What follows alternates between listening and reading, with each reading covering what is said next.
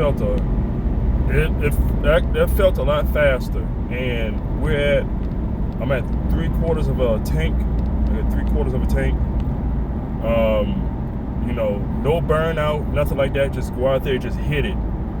Transmission in sport, and the traction control is off in the car. That's in performance mode too.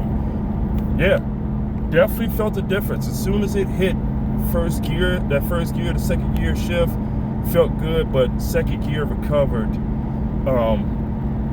That RPM range from that first to second gear shift, the RPM range, it recovered a whole lot quicker.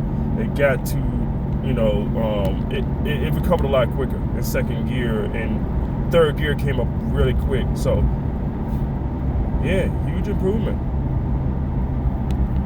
Car felt a whole lot better on that one right there.